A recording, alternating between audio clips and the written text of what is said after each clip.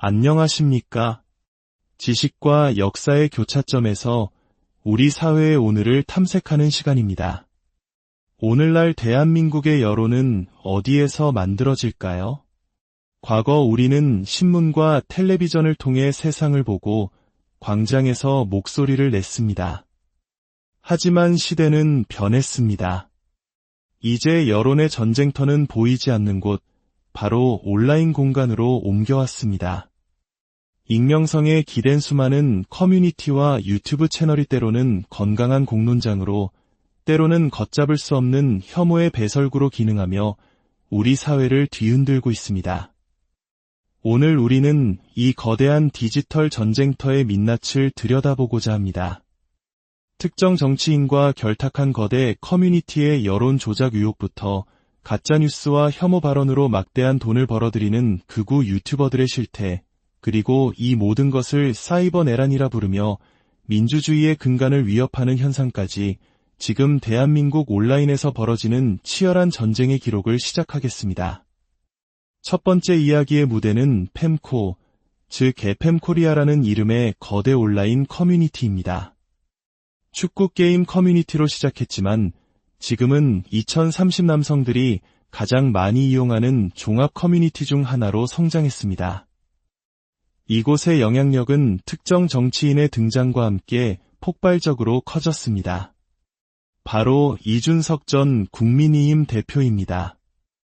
이준석이라는 정치인과 펨코는 마치 동전의 양면과도 같은 관계를 형성했습니다. 그는 펨코 유저들이 사용하는 언어와 논리를 적극적으로 정치에 활용했고, 펨코는 그의 가장 강력한 온라인 지지 기반이 되어주었습니다. 하지만 그 이면에는 어두운 그림자가 짙게 깔려 있습니다. 이곳에서는 특정 정치인이나 사회적 약자를 향한 조롱과 혐오 발언이 일상적으로 벌어집니다. 고인이 된 노무현 전 대통령을 비하하는 것은 물론 평범한 시민을 향한 인신공격과 가족에 대한 끔찍한 욕설, 즉 패드립이 난무합니다.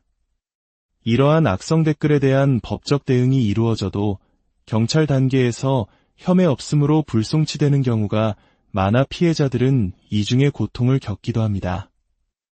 이는 온라인 혐오 범죄에 대한 우리 사법 시스템의 안일한 인식을 보여주는 단면이기도 합니다. 더욱 심각한 문제는 펨코가 단순한 혐오 발언의 장을 넘어 조직적인 범죄 혐의의 중심에 서 있다는 점입니다. 선거 기간 동안 잉여력이라는 커뮤니티 내부 포인트를 이용해 특정 후보를 지지하는 여론을 형성하려 했다는 공직선거법 위반 혐의로 중앙선거관리위원회의 조사를 받고 서울경찰청으로 사건이 이관되었습니다. 또한 이 포인트를 현금처럼 거래하며 불법 스포츠 토토와 유사한 도박판을 운영했다는 혐의로 시민단체에 의해 고발되어 현재 경기 남부경찰청에서 수사가 진행 중입니다. 이것은 단순히 몇몇 악플러의 일탈이 아닙니다. 거대한 플랫폼이 어떻게 여론을 왜곡하고 심지어 불법 행위의 온상이 될 수 있는지를 보여주는 충격적인 사례입니다. 올해 국정감사에서 행정안전위원회, 과학기술정보방송통신위원회, 정무위원회 등 여러 상임위원회가 이 문제를 심도 있게 다뤄야 하는 이유가 바로 여기에 있습니다. 이러한 온라인상의 극단주의는 특정 커뮤니티에만 머무르지 않습니다. 유튜브라는 더 강력한 확성기를 통해 사회 전체로 퍼져나갑니다. 그 중심에는 전한길이라는 인물이 있습니다. 그는 대한민국 수험생이라면 모르는 사람이 없는 한국사 1타 강사 출신입니다. 그런 그가 어느 순간부터 극우적인 정치 발언을 쏟아내며 변신했습니다. 최근 극우 개신교계의 논란의 인물인 소년보 목사가 구속되자 전한길 씨는 이를 종교 탄압이라 주장하며 구명운동에 앞장섰습니다. 그는 자신의 유튜브 채널에서 확인되지 않은 정보를 팩트라 포장하며 이재명 정부가 곧 무너질 것이라는 식의 선동적인 방송을 이어갔습니다. 심지어 미국으로 건너가 원정 시위를 벌이며 이 모든 상황을 이승만 정권 이래 최대의 위기라고 주장하기도 했습니다. 하지만 이런 그의 광폭 행보에 예상치 못한 제동이 걸렸습니다. 유튜브가 그의 채널에 대해 수익 창출 정지라는 철퇴를 내린 것입니다. 폭력적이거나 증오심을 조장하는 콘텐츠의 광고를 제한하는 유튜브의 정책에 따른 조치였습니다. 돈줄이 막히자 그는 구글 코리아가 좌파에 장악당했다며 또 다른 음모론을 제기했지만 이는 극단적인 콘텐츠로 돈을 버는 행위가 더 이상 용납될 수 없다는 플랫폼의 경고였습니다. 물론 수익 정지만으로 이들의 활동을 완전히 막을 수는 없습니다.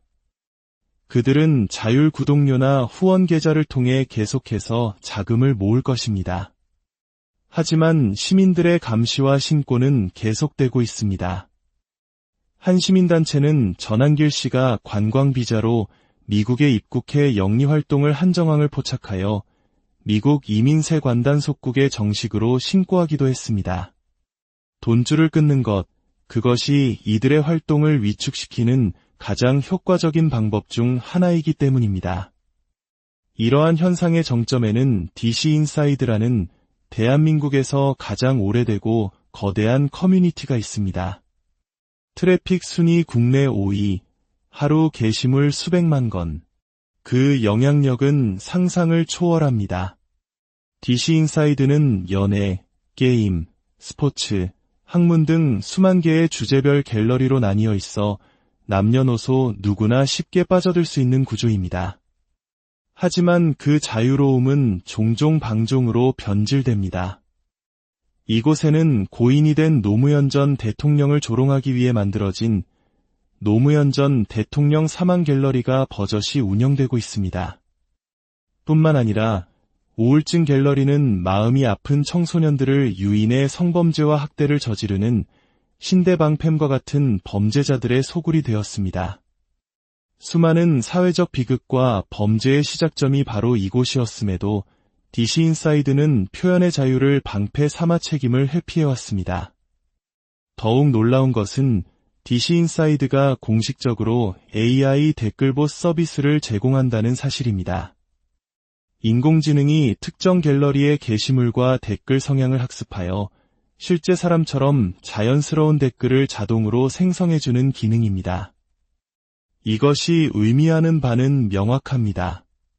마음만 먹으면 특정 갤러리, 나아가 대한민국 전체 온라인 공간을 조작된 여론으로 뒤덮는 것이 기술적으로 가능하다는 것입니다. 우리는 지금껏 개별적으로 보였던 현상들이 어떻게 서로 연결되어 있는지 목격했습니다. 특정 정치인과 팬덤 커뮤니티, 극우 유튜버와 자금줄, 그리고 이 모든 것을 가능하게 하는 거대 플랫폼. 이것은 단순한 여론전이 아닙니다. 온라인 공간을 기반으로 민주주의의 근간인 공론장을 파괴하고 사회적 신뢰를 무너뜨리려는 조직적인 시도입니다. 이것이 바로 우리가 이 현상을 사이버 내란이라고 불러야 하는 이유입니다. 이재명 대통령은 최근 극우 단체의 길거리 시위를 향해 표현의 자유가 아닌 깽판이자 업무 방해라고 명확히 선을 그었습니다. 이는 디지털 시대에 우리가 자유와 방종을 어떻게 구분해야 하는지에 대한 중요한 화두를 던집니다. 디지털 시대의 민주주의는 우리 모두의 손에 달려 있습니다. 보이지 않는 곳에서 벌어지는 여론 조작과 혐오의 확산에 무관심할 때 우리의 민주주의는 소리 없이 병들어 갈 것입니다.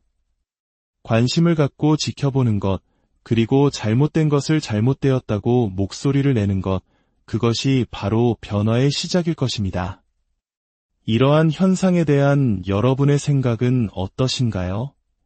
댓글을 통해 건강한 토론의 장을 열어주시고 우리 사회가 나아갈 방향에 대한 깊은 논의가 더 널리 퍼질 수 있도록 이 콘텐츠를 공유해 주신다면 감사하겠습니다.